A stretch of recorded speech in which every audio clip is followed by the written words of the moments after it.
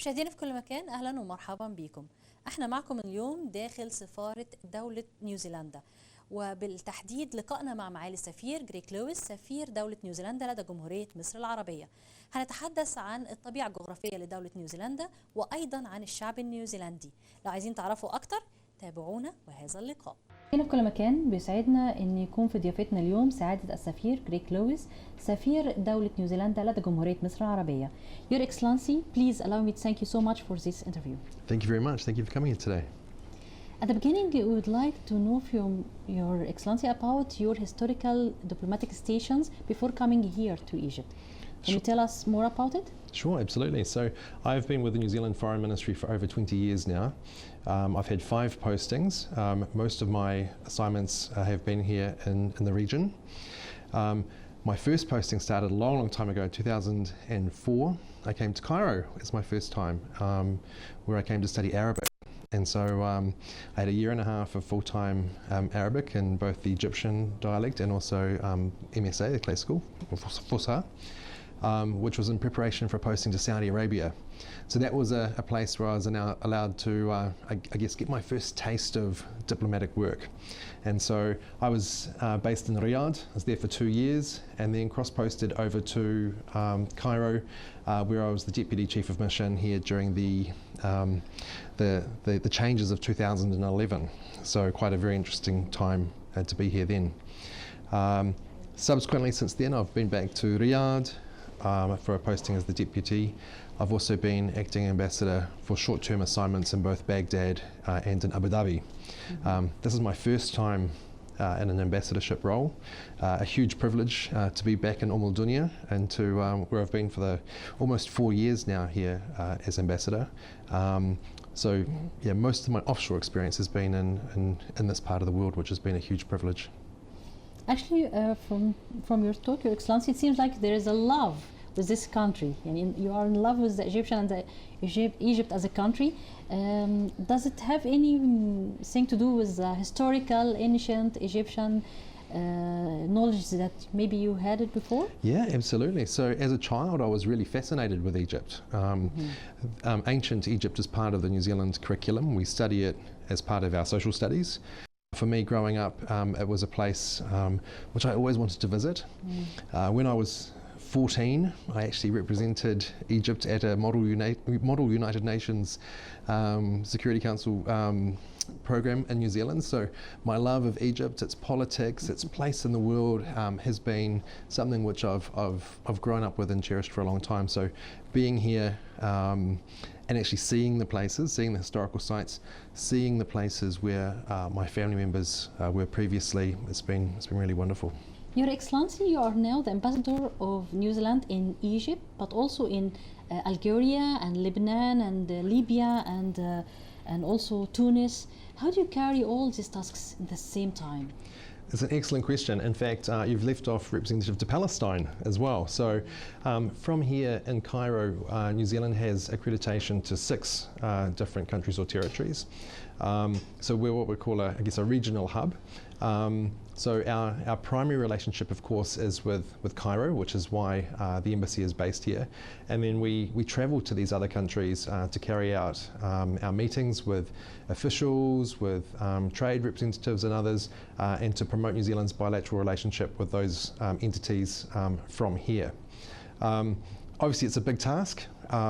We have a lot happening across North Africa and up into the Levant as well. It certainly keeps my team very busy with their travelling.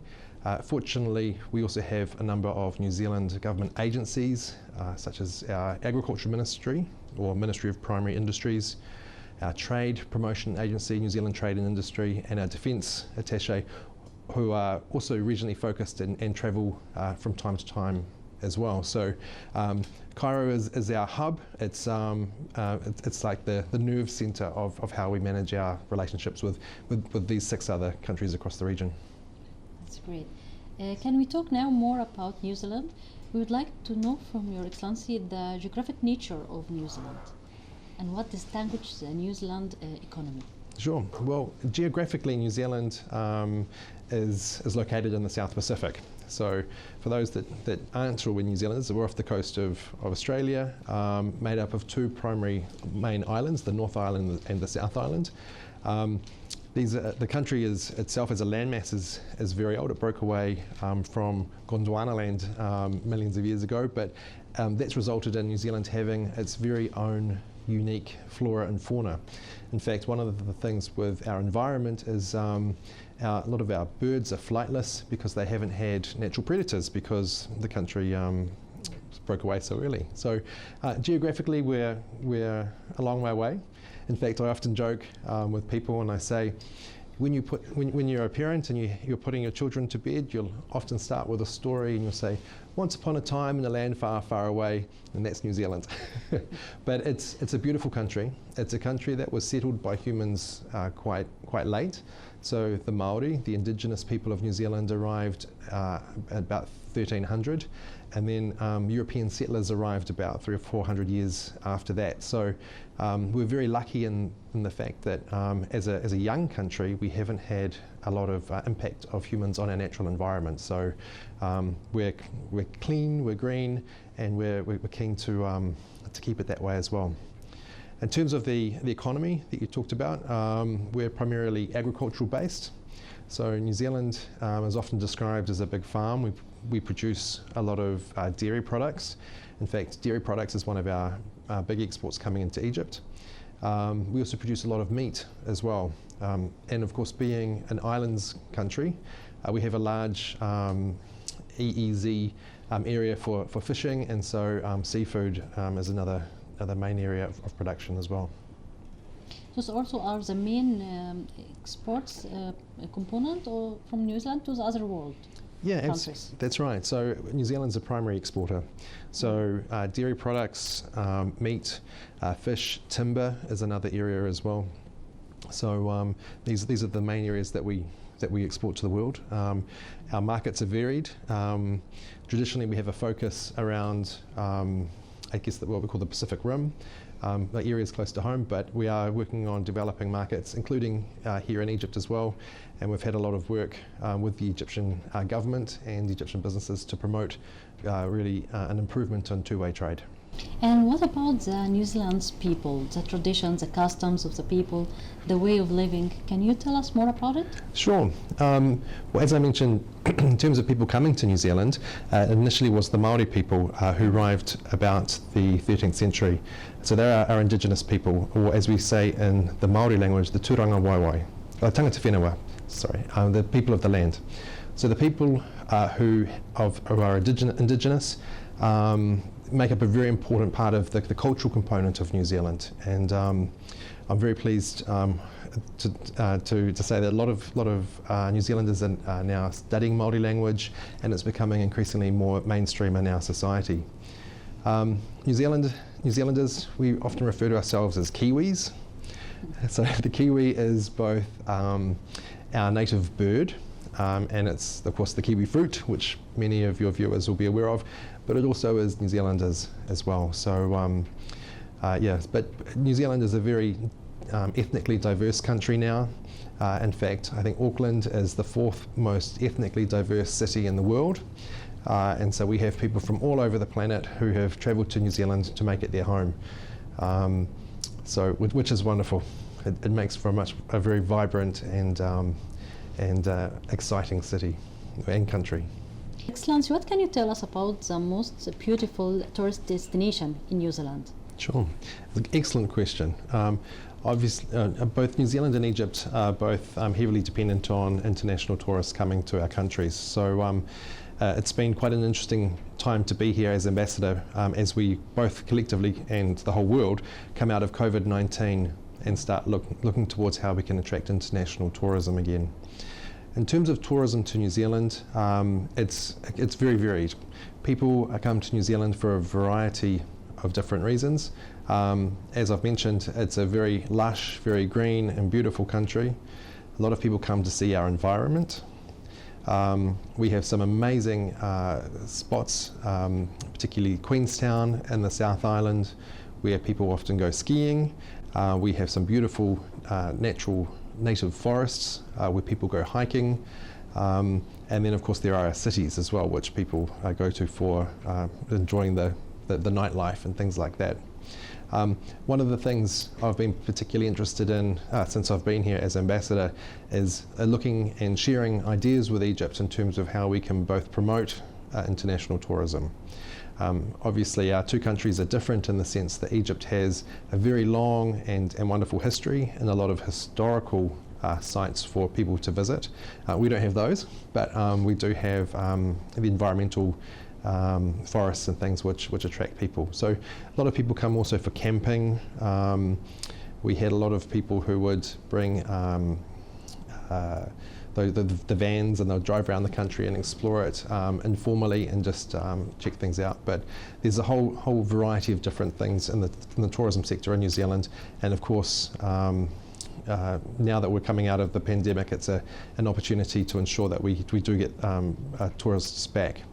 I think for tourists coming to Egypt from New Zealand, it's been something that we've been looking at as well. We unfortunately had to close our borders in 2020 due to the COVID-19 pandemic. And then it was only earlier this year that New Zealanders started to fly again. And Egypt's always been a very popular tourist destination for Kiwis. For many of the reasons I spoke before, with family connections of people who had who'd been here previously and told stories of Egypt. So there's a great fascination by Kiwis of Egypt. So we're looking at the numbers at the moment. They seem they're increasing, which is great. And people come here for a number of reasons, either for to see the ancient sites, or to travel to like the Red Sea and the resorts and things too, which are areas that we don't have. So it's quite interesting, the tourism question, because both the countries heavily dependent on tourism, but have very, very, very different opportunities of things to see and do. Your Excellency, at the beginning of our interview, you said that you learned the Arabic language here in Egypt. And of course, through the speaking with Your Excellency, we knew that most of your positions were in the Arab world. What can you say about the Middle East and about the people and about the traditions? What can you say about it? Sure. Well, one of the things I really enjoyed about working in the region, and especially in Egypt as well, is the hospitality of people here. One thing which I think resonates very well with me and with New Zealanders who come to Egypt as well is the importance that we place on community and on family.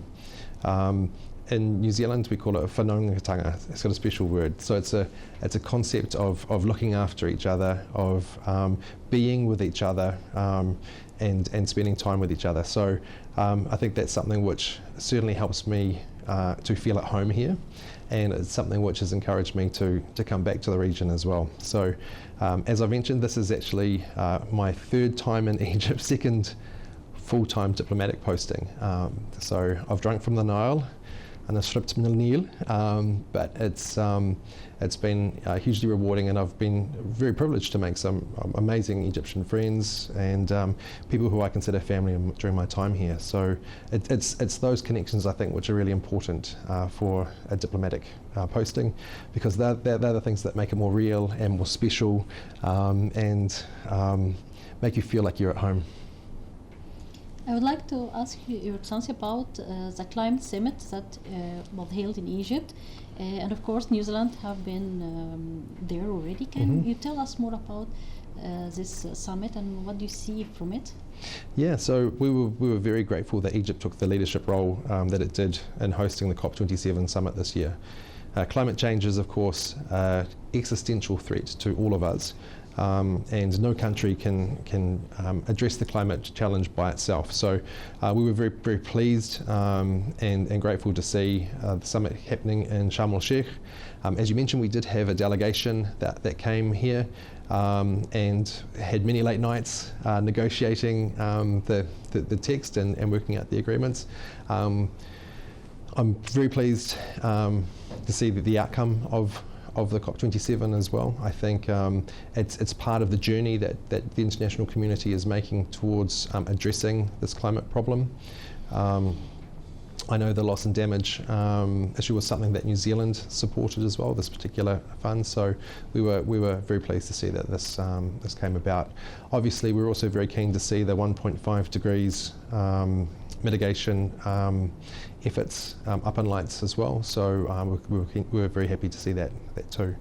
As I mentioned, with the climate, we're an islands country. We're part of the Pacific, so we have lots of Pacific island neighbours who are probably disproportionately impacted by climate change and rising waters. So, events like COP27 are really important as we address this significant threat.